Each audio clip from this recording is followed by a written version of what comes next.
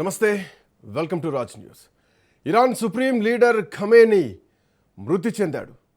Operation kill ఖమేనీలో America, Israel విజయం సాధించాయి. America తన పంతాన్ని నెగ్గించుకుంది. పక్కా సమాచారంతోనే ఖమేనీని హతమార్చాయి. ఖమేనీ మృతి చెందడంతో కొత్త సుప్రీం లీడర్ పేరును ఇరాన్ ప్రకటించింది.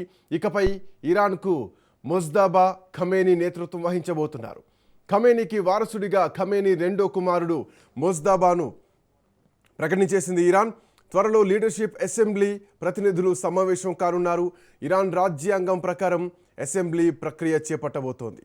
సో ఇట్లాంటి నేపథ్యంలో అనుకున్నది సాధించింది. అమెరికా పంతం నెగ్గించుకుంది. 36 సంవత్సరాల ఇరాన్ సుప్రీం లీడర్ ఖమేనీ నిన్న రాత్రి అమెరికా, ఇజ్రాయెల్ సంయుక్తంగా జరిపినటువంటి దాడుల్లో ఆయన ఉన్నటువంటి నివాసం పైన బాంబులు వేయడం జరిగింది. అటు ఖమేనీతో పాటు తన కుటుంబ సభ్యులు, తన కూతుళ్ళు, కోడళ్ళు, అల్లుడు కూడా దీంట్లో చనిపోయినట్టుగా తెలుస్తోంది. అమెరికా, ఇజ్రాయెల్ దాడిలో ఇరాన్ నాయకుడు ఖమేనీ మృతి చెందారు. కోడలు అట్లాగే మనవళ్ళు, మనవరాళ్ళు కూడా దీంట్లో చనిపోయినట్టుగా చెప్తోంది. దీంతో ఇరాన్ సైన్యం అప్రమత్తమైంది. సో ఈ ప్రమాదకరమైనటువంటి దాడి కూడా ఇప్పటికే ప్రారంభమైంది. ఇరాన్లో ప్రస్తుతం ఉన్నటువంటి అప్డేట్స్ను ఒకసారి చూస్తే గనక ఖమేనీ మరణం తర్వాత Iranian Islamic revolution guard corps ఏదైతే ఉందో ఐఆర్జీసీ ఇప్పటికే సంతాపం వ్యక్తం చేసింది. ఇరాన్ సైన్యం ఒక ప్రమాదకరమైనటువంటి ఆపరేషన్ కూడా ప్రారంభిస్తున్నట్టు ప్రకటన చేసింది. తొందరలోనే ప్రారంభమవుతుందంటూ కూడా చెప్పింది. ఈ ప్రాంతంలో ఉన్నటువంటి అమెరికా ఆక్రమిత ప్రాంతాలు ఏవైతే ఉన్నాయో ఉగ్రవాద స్థావరాలను లక్ష్యంగా చేసుకుంటుందంటూ కూడా ఇరాన్ ప్రకటన చేయడం జరిగింది. మరోవైపు అంతకుముందే అమెరికా అధ్యక్షుడు డొనాల్డ్ ట్రంప్ ఖమేనీ మరణాన్ని ప్రకటించిన తర్వాత ఇరాన్లో రెండు వైపుల నుంచి రెండు రకాల కామెంట్స్ వినిపిస్తున్నాయి. ఒకటి, ఇరాన్ వ్యతిరేకులంతా ఆనందంతో పండుగ చేసుకుంటుంటే, రోడ్లపైకి వచ్చి సంబరాలు చేసుకుంటూ ఉంటే ఇరాన్ అనుచర వర్గం మాత్రం దీన్ని ఖచ్చితంగా ఖండిస్తోంది. అక్కడ అంటే అమెరికా పైన ఖచ్చితంగా మేము పగ తీర్చుకుంటామంటూ కూడా ప్రకటన చేస్తున్నటువంటి క్రమం మాత్రం కనిపిస్తోంది. ఇరాన్లో ఇప్పటికే 200 మంది చనిపోయారు. ఈ దాడుల్లో 740 మంది గాయపడ్డారు. ఇరాన్ పైన అమెరికా, ఇజ్రాయెల్ దాడుల్లో దరిదాపు వందలాది మందిగా గాయపడ్డటువంటి పరిస్థితి కనిపిస్తోంది. ఇక నిన్న ఒక పాఠశాల పైన ఒక క్షిపణి ప్రయోగం జరిపిన తర్వాత దాంట్లో 150 మంది విద్యార్థులు మరణించిన విషయం ప్రపంచం మొత్తాన్ని కూడా కబలించిందని చెప్పాలి. అయితే ఇప్పుడు ఈ ఖమేనీ మృతి తర్వాత ఖమేనీని ఇజ్రాయెల్, అమెరికా చంపిన తర్వాత మెయిన్గా అంటే రీజన్ ఏంటంటే ఇరాన్ అణ్వాయుధాలను తయారు చేయడానికి అధిక మొత్తంలో యురేనియాన్ని సేకరిస్తోంది. అదే జరిగితే గనక ఇజ్రాయెల్కు ప్రమాదం, ప్రపంచ దేశాలకు ప్రమాదం అన్నటువంటి నేపథ్యంతోనే దీన్ని ఆపడానికి అమెరికా ఒక వార్నింగ్ ఇచ్చింది. లేదు, ఒక ఆఫర్ కూడా ఇవ్వడం జరిగింది. కానీ గతంలో వెనుజులా అధ్యక్షుడు మధురో ఏ విధంగా అయితే వ్యతిరేకించాడు అమెరికాని, అదేవిధంగా ఖమేనీ వ్యతిరేకించారు. బట్ రెండు ఈక్వల్గా ఉన్నాయని చెప్పాలి. ఒకటి, మధురోను అమెరికా అరెస్ట్ చేసి తన జైల్లో బందీగా చేసుకుంది. ఖమేనీని మాత్రం తన ఇంట్లోనే చంపేయడం జరిగింది. అంటే ఇక్కడ చాలా అంశాలు దీంట్లో ప్రస్తావనకు రావాల్సినటువంటి అవసరం ఉంది. అమెరికా ప్రపంచ పోలీసింగ్గా మారుతోందా? అమెరికా ప్రపంచాన్ని శాసించాలనుకుంటోందా? అమెరికా ఆధిపత్యమే అంతటా నడవాలనుకుంటుందా అన్నటువంటి ప్రశ్నలు ఈ ఖమేనీ మరణం తర్వాత కనిపిస్తోంది. అండ్ గతంలో అమెరికా వ్యవహరించినటువంటి విధానాలు కానీ, ఈవెన్ గడాఫీ విషయంలో కానీ, సద్దాం హుస్సేన్ విషయంలో ఆ దేశ చట్టాల ప్రకారమే ఉరిదీసినటువంటి ఆ నేపథ్యం కూడా కొంచెం అలాగే కనిపిస్తుంది. అంటే అమెరికా చెప్పు చేతల్లోనే ఉండాలి అన్నటువంటి రూలింగ్ లాగా అమెరికా బిహేవ్ చేస్తుంది అన్నటువంటి ప్రశ్న ఈరోజు ప్రపంచవ్యాప్తంగా కనిపిస్తోంది. మాట్లాడదాం, ఈ మరణం తర్వాత ఎట్లాంటి పరిస్థితులు ఉంటాయి, ఇరాన్ నుంచి ఎట్లాంటి పరిస్థితులు ఉంటాయి, అండ్ మోర్ ఓవర్ అమెరికా ఏం వార్నింగ్ ఇస్తోంది, ఎవరెవరికి వార్నింగ్ ఇస్తోంది, కొలంబియాకు, మెక్సికోకు, క్యూబాకు వార్నింగ్ ఇస్తోందా, ఇంక్లూడింగ్ ఐర్లాండ్కి కూడా వార్నింగ్ ఇస్తోందా? ఈ వార్నింగ్ తర్వాత అందరూ సరెండర్ అయిపోవాల్సిందని అమెరికాకి అంటే ఈ ఎపిసోడ్ చూస్తే బహుశా అది అవునేమో అనిపిస్తోంది. బండారు రామ్మోహన్ రావు గారు కూడా మనతో పాటు జాయిన్ అయ్యారు. రామ్మోహన్ రావు గారు నమస్తే, గుడ్ మార్నింగ్. చెప్పండి. యా, సో అమెరికా విధానాన్ని ఎట్లా చూడొచ్చు? ఈ దాడి తర్వాత అమెరికా అంటే వస్తాను మనం చూస్తాం. అప్పుడు ఇందాక నేను నా మాటలో చెప్పినట్టు మధురకు కూడా ఒక అవకాశం ఇచ్చింది, ఒక డీల్కి రమ్మని చెప్పారు. సో వాళ్ళు ఒప్పుకోలేదు. సో ఇప్పుడు ఖమేనీ విషయంలో కూడా అదే జరిగింది. ఖమేనీ విషయంలో ఖమేనీ వ్యవహారం కూడా అఫ్కోర్స్ అది ఆ దేశ అంతర్గత విషయం అయి ఉండొచ్చు. రాచరికమైనా లేదంటే ఆధిపత్యమైనా ఆ దేశ అంతర్గత విషయం కావచ్చు, ఆ దేశ చట్టాలు ఉంటాయి, ఆ దేశ ప్రజలు ఉంటారు, వాళ్ళు తిరగబడతారు, వాళ్ళు నిరసన తెలుపుతారు, దట్ ఈజ్ ఓకే, అది అక్కడ వరకే. బట్ అది దాటేసి అమెరికా కూడా ఇన్వాల్వ్ అవుతుంది అంటే ఇది ఎట్లా చూడాలి ఈ ఈ ఎపిసోడ్ని? శ్రీకాంత్ గారు, మీకు అట్లాగే రాజ్ న్యూస్ ప్రేక్షకులకు నమస్కారం. నమస్తే అండి. నాకు ఇప్పుడు 65 ఏళ్ళు. సరిగ్గా 18 ఏళ్ల వయసు నుంచి నేను ఈ రాజకీయాలు పరిశీలిస్తున్నాను. ఉమ్, ఆనాడు కంబోడియా రాజకీయాలు చూసుకుంటే అప్పుడు మా మా యువతలో చాలా ఇట్లాంటి మ్యాప్ రీడింగ్ కానీ ఇట్లాంటిది చాలా ఆసక్తి ఉండేది. అప్పుడు నేను చూసుకుంటే కంబోడియాలో ఏం జరిగింది తెలుసు, అమెరికా ఏం చేసింది, మొన్నటికి మొన్న ఆఫ్ఘనిస్తాన్ లో ఏం చేసింది తెలుసు. అసలు ప్రపంచ పోలీసుగా వ్యవహరించిన సందర్భం ఏమైనా ఉందా? అమెరికా మొదటి నుంచి కూడా ప్రపంచ పోలీసుగా వ్యవహరిస్తున్నది. కాకపోతే రెండే ధృవాలు, రష్యా అమెరికా ఉన్నప్పుడు సరే సగం ప్రపంచం ఇటుపక్క అటుపక్క చీలిపోతే మన నెహ్రూ గారి నుంచి మొదలుకొని ఇప్పటిదాకా మోడీ గారు కూడా మనకు ఈ అలీన విదేశాంగ విధానం అవలంబిస్తున్నారు. కనుక మూడో దేశాలు కొన్ని ఒక రకంగా ఏకమై నారాయణ అనే మూమెంట్ ప్రారంభించారు. కొద్ది రోజులు రష్యా పతనమైన తర్వాత, అంటే సోవియట్ యూనియన్ పతనమైన తర్వాత అమెరికాదే రాజ్యం నడిచింది. మళ్ళీ ఇప్పుడు చైనా బలోపేతం కావడంతో మెల్లమెల్లగా భిన్న ధ్రువ ప్రపంచానికి పోతున్నాం అనే ఆనందం ఉంటే, ఇప్పుడు మళ్ళీ ఏమైతుంది, ఏకధ్రువ ప్రపంచానికి పోతున్నాం అనిపిస్తుంది. ఏకధ్రువం కాదు కానీ అరాచక పాలన వైపు పోతున్నాం అంత ప్రపంచం అంతా కూడా చూస్తున్నాం కదా. అమెరికా తన నచ్చని వాళ్ళని ఏదైనా ఆరోపణ మోపితే చంపేస్తుంది. గతంలో ఇరాక్ విషయంలో అదే జరిగింది. సద్దాం హుస్సేన్ చంపించారు. మీరు అన్నట్టు కల్నల్ గడాఫీ కానీ ఎవరినైనా సరే చూసుకుంటే వాడు ఇష్టం అన్నట్టు చంపేసుకుంటే పోయారు, లేకపోతే వాళ్ళంతా వాళ్ళు చచ్చిపోయారు. ఈ రెండు జరిగింది. అంటే ఇప్పుడు ఈ గడాఫీతో పాటు ఇంకా కొన్ని ఎపిసోడ్స్ కూడా ఉన్నాయి సార్. సిరియాలో అంతర్యుద్ధాన్ని ప్రేరేపించి అల్బషీర్ ప్రభుత్వాన్ని కూల్ చేసినటువంటి ఎపిసోడ్ కానీ, లేదంటే ఇప్పుడు మొన్న మనం మధుర విషయం చూసుకున్నా కానీ, సో ఇవన్నీ ఇంక్లూడింగ్ గడాఫీని ఆ దేశంలోనే రోడ్డుపై కాల్ చంపడం కానీ, సద్దాం హుస్సేన్ విషయం చూసుకున్నా కానీ, ఇవన్నీ ఎగ్జాంపుల్స్. వెనిజులా ఆక్రమించుకోవడం చూసినారు కదా. ఒక రకం చెప్పానంటే అన్ని అట్లాగే ప్రపంచవ్యాప్తంగా ఒక 25 దేశాల్లో తన స్థావరాలను ఏర్పాటు చేసుకుని ఎప్పుడైతే అప్పుడు, అందుకనే పాకిస్తాన్ లో కూడా వాళ్ళ స్థావరం ఉన్నది, అమెరికా స్థావరం ఉన్నది, ఈ ఇరాన్ మెసరకుండా చేయడానికి. అట్లాగే ఇప్పుడు ఖతార్ గాని, ఒమెన్ గాని, బహ్రాన్ గాని, లేకపోతే మీకు దుబాయ్ గాని, ఇవి యుఏఈ గాని, ఈ దేశాలలో వేల ఎకరాలు తీసుకొని వాళ్ళ సైనిక స్థావరాలను ఏర్పాటు చేసుకున్న సందర్భం. అందుకని ఇరాన్ ఏం చేసింది, మా దేశం మీద దాడి చేస్తే మీ స్థావరం మీద దాడి చేస్తామని చెప్పి ఇరాన్ మిగతా ముస్లిం ప్రపంచాన్ని, ఇస్లాం ప్రపంచాన్ని ఎదిరించింది, అదే చేసింది అంటున్నాను. సరే, మొండి ధైర్యం అంటున్నాను. మొన్న నుంచి చెప్తున్నాను ఏంటంటే, ఇది ఒక రకంగా రాజు కంటే మొండివాడు బలవంతుడు. మొండి ధైర్యంతో ముందుకెళ్తే చివరికి ఏ రంగంలోనో వాడు ఆ రంగంలో చచ్చిపోతాడు. అందుకే మన ఖొమైనీ అంత మంచి ఉదాహరణ. ఖొమైనీ ఒక నియంత. ఇరాన్ ప్రజలు రెండు రకాలు చీలిపోయారు. ఒకరేమో అనుకూలుడు, ఖొమైనీకి అనుకూలుడు, ఖొమైనీ వ్యతిరేకులు. అసలు మన ఇరాన్ అనుకూలుడు, ఇరాన్ వ్యతిరేకులుగా ఉండాలి కదా, ఇరాన్ కు అనుకూలులు ఉండాలి కదా. పాలకునికి వ్యతిరేకం, పాలకునికి అనుకూలం, అంతే తప్ప ఇరాన్ బాగుపడాలని కోరుకున్న వాళ్ళు లేరు. ఇప్పుడు ఈ మొత్తం ఈ ప్రజలను కూడా చూస్తున్నాం మనం. అంటే ఇరాన్ బాగుపడాలంటే అనుకునే వాళ్ళేమో ఖమేనీని వ్యతిరేకిస్తున్నారు. ఇరాన్ నాశనం అయిపోయినా సరే మాకు ఖమేనీ ముఖ్యమైన నాయకుడు అంటే వాళ్ళేమో ఖమేనీకి వాళ్ళ మద్దతు చేశారు. నిన్నటి దాకా ఇవాళ కూడా చూసినాం మనం. అంతరించంలాగా మొన్నటి దాకా వచ్చింది కదా, ఇది ఖమేనీకి వ్యతిరేకంగా చాలా మంది తిరుగుబాటు చేస్తే వాళ్ళందరూ చంపేసిండు.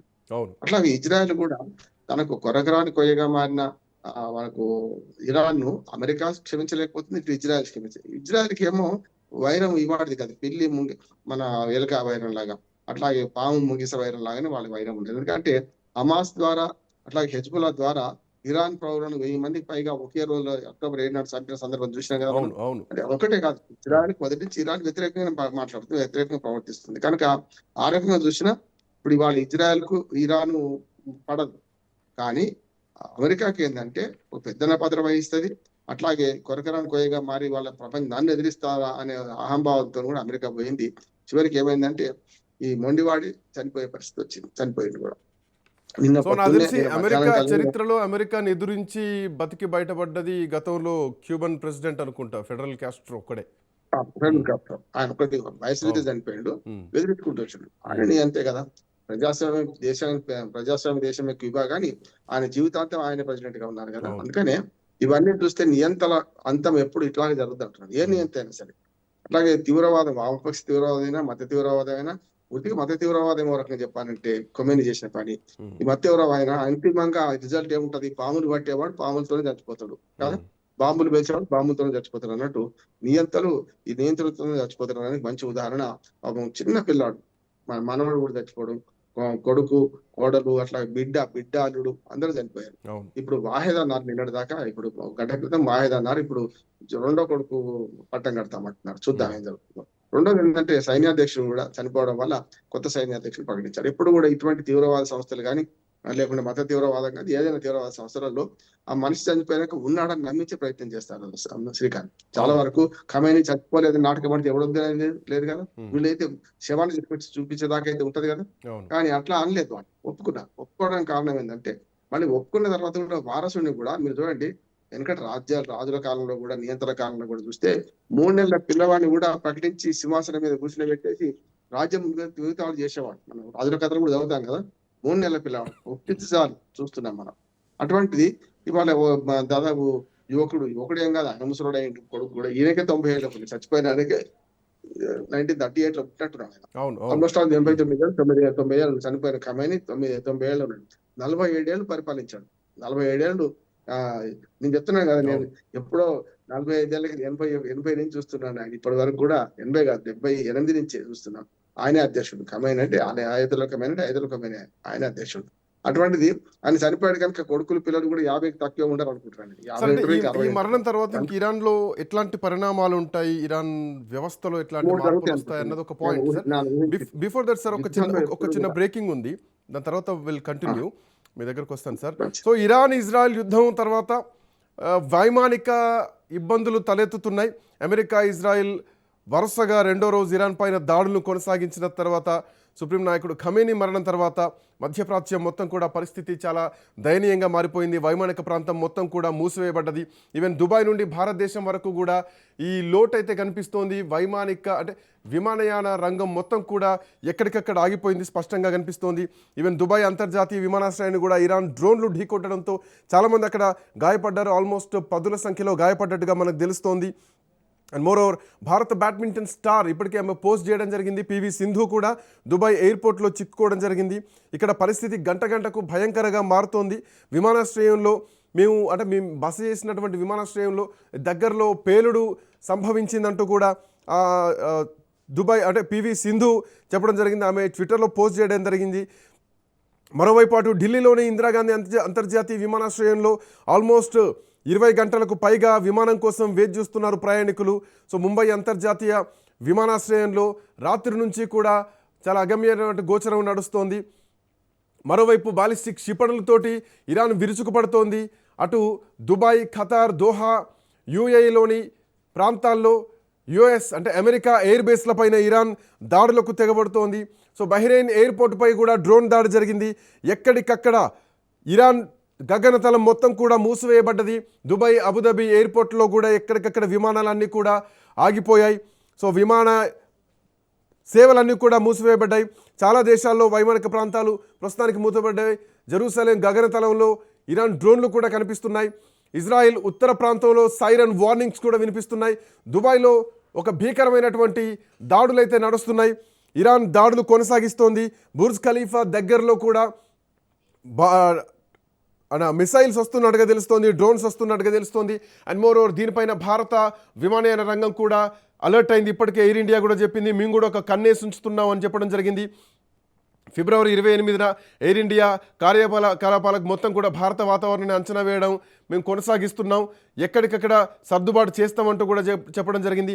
ఈవెన్ ఫ్లైట్ ట్రాకింగ్ వెబ్సైట్లో కూడా అందుబాటులో ఉన్నటువంటి సమాచారం ఉంచుతున్నాం. బోయింగ్ 777 విమానం నడుపుతున్నటువంటి ఒక విమానం ఆల్మోస్ట్ 5 గంటలకు పైగా గాల్లోనే ఉండిపోయింది. సౌదీ అరేబియా గగనతలంలో ప్రవేశించిన తర్వాత తిరిగి రావాలని చెప్పేసి ఇండియన్ ఎయిర్లైన్ మళ్ళీ చెప్పింది. సో 5 గంటల పాటు గాల్లోనే ఉండింది. సౌదీ అరేబియాలో ల్యాండ్ అవ్వకుండా మళ్ళీ తిరిగి ఇండియాకు రావాలంటూ కూడా ఎయిర్ ఇండియా డెసిషన్ చెప్పడం జరిగింది. సో ప్రయాణికులైతే ఇబ్బందులు పడుతున్నారు. ఎయిర్ ఇండియా క్షమాపణలు కూడా చెప్పడం జరిగింది. సో గల్ఫ్ దేశాల్లో ఉన్నటువంటి అమెరికా స్థావరాలు లక్ష్యంగా చేసుకొని బాలిస్టిక్ క్షిపణులతోటి ఇరాన్ విరుచుకుపడుతోంది. సో ప్రస్తుతానికి అటు అక్కడక్కడ కొన్ని నిరసనలు కూడా వెల్లువెత్తుతున్నాయి. ఇరాన్లో 2 రకాల నిరసనలు కనిపిస్తున్నాయి. ఒకటి ఖమేనీ మృతి తర్వాత సంబరాలు చేసుకుంటున్నారు. ఎందుకంటే ఒక రాచరిక పాలనకు ముగింపు పలికింది. ఇన్ని రోజులు ఒక రాచరిక వ్యవస్థ నడిచింది, ప్రజల్ని ఇబ్బంది పడ్డారు, నిర్దాక్ష్యంగా ఉరేసి చంపారు. సో ఇట్లాంటి పాలన పీడ విరగడైందంటూ ఒక రకంగా సంబరాలు చేసుకుంటుంటే మరోవైపు ఖమేనీ మద్దతుదారులు నిరసనలు తెలుపుతున్నారు, ప్రొటెస్టులు చేస్తున్నారు. ఈవెన్ అన్ని దేశాల్లో కూడా కొంచెం అలర్ట్ నడుస్తుంది. ఎందుకంటే రోజా నడుస్తుంది, రంజాన్ సీజన్ కాబట్టి ఎక్కడ ఎట్లాంటి మతపరమైనటువంటి అల్లర్లు జరగకుండా కూడా అన్ని దేశాలు అలర్ట్ ప్రకటిస్తున్నాయి. ఈవెన్ జమ్మూ కాశ్మీర్లో కూడా ప్రజలు శాంతిని కాపాడుకోవాలంటూ కూడా జమ్మూ కాశ్మీర్ ముఖ్యమంత్రి ఒమర్ అబ్దుల్లా కూడా ఇప్పటికే విజ్ఞప్తి చేయడం జరిగింది. పరిస్థితుల దృష్ట్యా ఎక్కడ ఉద్రిక్తతలు రాకుండా, ఎక్కడ అంటే లా అండ్ ఆర్డర్ ఇష్యూ రాకుండా కూడా అందరూ కొంత సామరస్యాన్ని పాటించాలి, సోదరభావాన్ని పెంపొందించాలంటూ కూడా ఇప్పటికే ఒమర్ అబ్దుల్లా చెప్పడం జరిగింది. రైట్, అంటే దీని తర్వాత ఇరాన్లో ఎట్లాంటి పరిణామాలు ఉండబోతున్నాయి అన్నది ఒక చర్చ బలంగా నడవాలి. ఎందుకంటే రామన్ రావు గారు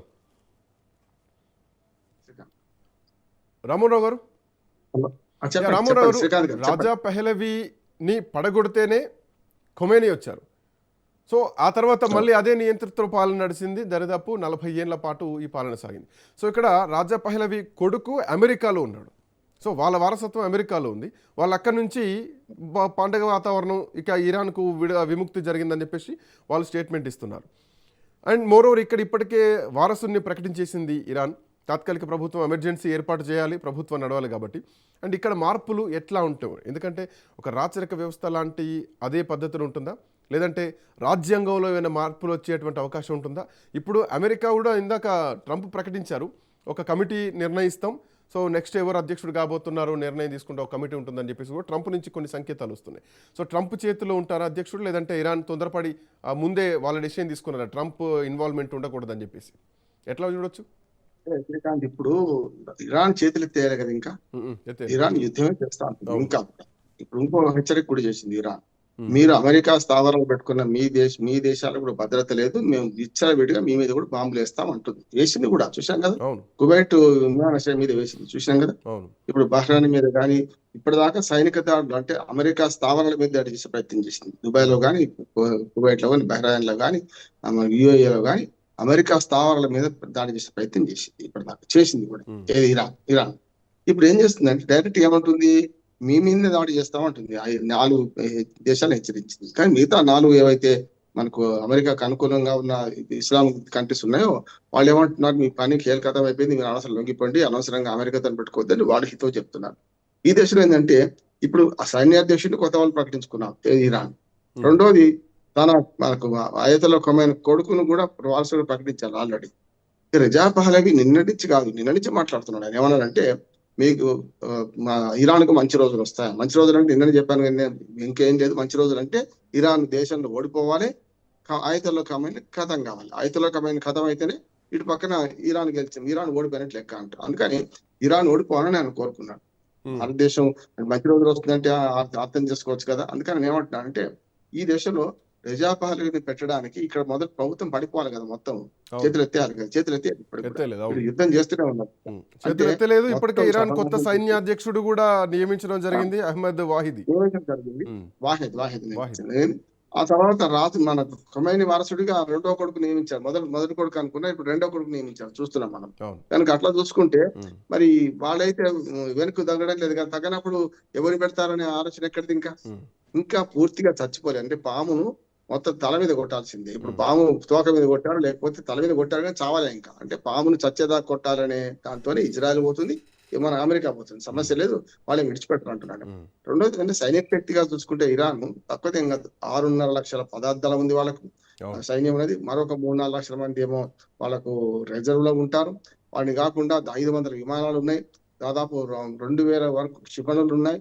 ఇట్లా చూసుకుంటే ఇజ్రాయెల్ మన సైనిక శక్తి కంటే బలంగానే ఉంది. ఒకటి ఇజ్రాయెల్ ఎక్కడ బలంగా ఉందంటే, అంటే నేను చెప్పే 3 లక్షల సైన్యమే ఇజ్రాయెల్. అని అట్లాగే మనకు విమానాలు 100 విమానాలే ఉన్నాయి. ఇట్లా చూసుకుంటే ఇట్లా తక్కువ అనిపిస్తుంది. కానీ ఇజ్రాయెల్ కొన్న పెద్ద బలం ఏంటంటే ఐరన్ రోడ్ వ్యవస్థ. అన్నిటికంటే పెద్ద ఐరన్ రోడ్ వ్యవస్థ ఏంటంటే అమెరికానే కదా. వాళ్ళకి గోల్డెన్ రోమ్ ఉన్నది, అమెరికాకి అయితే గోల్డెన్ రోమ్ ఉన్నది. ఇప్పుడు ఇరాన్ ఇజ్రాయెల్ ఐరన్ రోమ్ వ్యవస్థ ఏంటంటే ఇక్కడి నుంచి పైకి ఎడ్చిన తర్వాత అది కింద పడేలోగా నిరోధించే, భూమి మీద పడేలోగా భూమి నుంచి నిరోధించే శక్తి ఐరన్ రోమ్ లో ఉన్నది. కానీ అదే గోల్డెన్ రోమ్ అయితే పైకి లేవక ముందే లేచిన క్షణంలోనే ఆకాశంలో పేల్చేసే శక్తి అమెరికాకు ఉంది, ఏది క్షిపణులు ఏవైనా కూడా. అందుకని దీనికన్నా పెద్ద కదా. అందుకని అసలు ఐరన్ రోమ్ ఏంటంటే అమెరికాని శక్తివంతమైన దేశం తన వెంట ఉంది.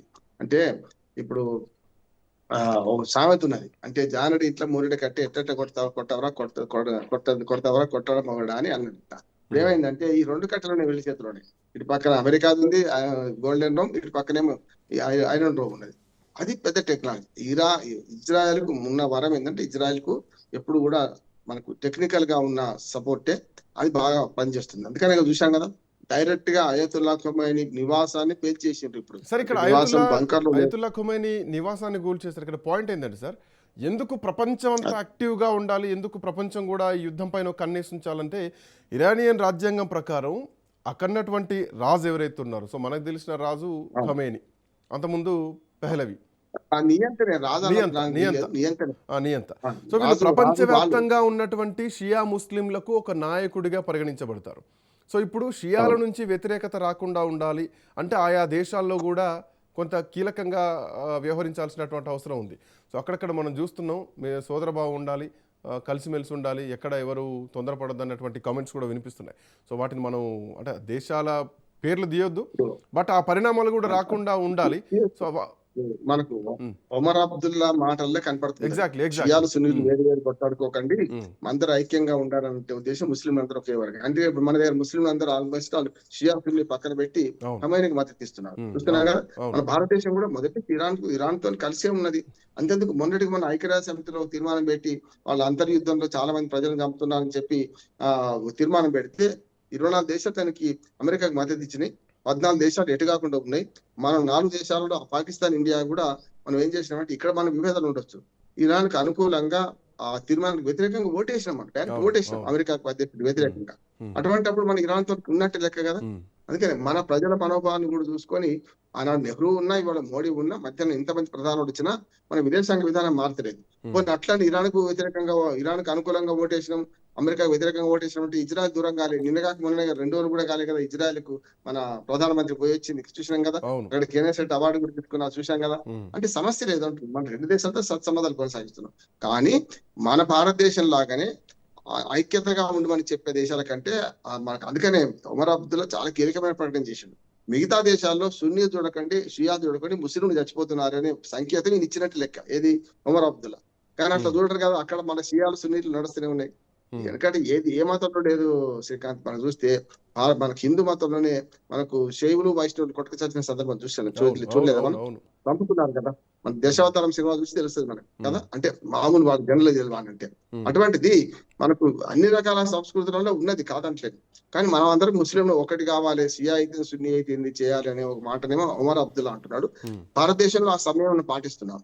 ఇప్పటికి కూడా ఇరాన్ కి అనుకూలంగానే జరుగుతుంటాయి మన దగ్గర ఉద్యమాలను. ఇరాన్ కి అనుకూలంగా ముస్లిం వ్యవహరిస్తున్నారు, సున్నీ షియా పక్కన పెట్టి. అక్కడికి వచ్చే వరకు ఇప్పుడు కొన్ని దేశాలు మన ఇవన్నీ కూడా అమెరికా గుప్పిట్లో ఉన్నాయి కదా. బెహ్రాన్ అయితేంది, కువైట్ అయితేంది, మనకు యుఏ అయితేంది, దుబాయ్ అయితేంది, ఇవన్నీ కూడా అమెరికా గుప్పిట్లో ఉన్నాయి కదా. అమెరికాకు వేల ఎకరాల భూమిని అక్కడ ఇచ్చి వాళ్ళ సైనిక స్థావరాలు పెట్టుకోవడానికి అవకాశం ఇచ్చిండు. అంతేందుకు పాకిస్తాన్ సంగతి ఏంది, మన పక్కనే పాకిస్తాన్ కూడా అమెరికా స్థావరాలకు అవకాశం ఇచ్చినట్టే కదా. ఆఫ్ఘనిస్తాన్ దాడి చేయడానికి అవసరమైన ఏర్పాట్లను ఇక్కడి చేసింది కదా. కాకపోతే ఇప్పుడు ఆఫ్ఘనిస్తాన్ వీళ్ళు వ్యతిరేకమైన ఒక ఆఫ్ఘనిస్తాన్ పాకిస్తాన్ కలిసే పనిచేసినాయి కదా. చూస్తుంటే మనకు తీవ్రవాదులు ప్రోత్సహించే క్రమంలో బిల్లాని ఎక్కడ చనిపోయి చూసినాం కదా మనం. అందుకని ఇవన్నీ చూస్తే ఏంటంటే మనకు అర్థమవుతుంది ఏంటంటే వాట్ నెక్స్ట్. నేను 3 పరిణామాలు ఊహిస్తున్నా, చూద్దాం. మన ఇద్దరం శ్రీకాంత్ గారు మీరు నేను ఊహించింది కొన్నిసార్లు కరెక్ట్ అవుతున్నాయి కనుక నేను జోష్యం చెప్పలేదు. మనం ఒకటి ఏమనుకుంటున్నానంటే, మొత్తం పామును చంపేదాకా తల మీద కొట్టినాం, ఆయన చనిపోయిండు. కానీ ఇప్పుడు ఉన్న పాలకులు ఎవరైతే వారసులుగా వస్తున్న పాలకులు ఉండో వాళ్ళని కూడా చంపేస్తారని నేను అనుకుంటున్నా. సమస్య ఎందుకంటే అమెరికా ముందు ఆగదు, చంపేస్తారనుకో. చంపేసిన తర్వాత ఈ యుద్ధం ఇది కంటిన్యూ అయ్యేటువంటి అవకాశం ఉంది. ఇరాన్ తీసుకునే నిర్ణయాలపైనే డిపెండ్ అయి ఉంటుంది. అయితే ఇరాన్ సొంతంగా నిర్ణయం తీసుకుంటే అమెరికా కంటిన్యూ చేస్తానే ఉంటుందని చెప్పడం ఎట్లాంటి సందేహం లేదు. ఇప్పుడు ఇరాన్ ఆ ప్రకటన చేసింది.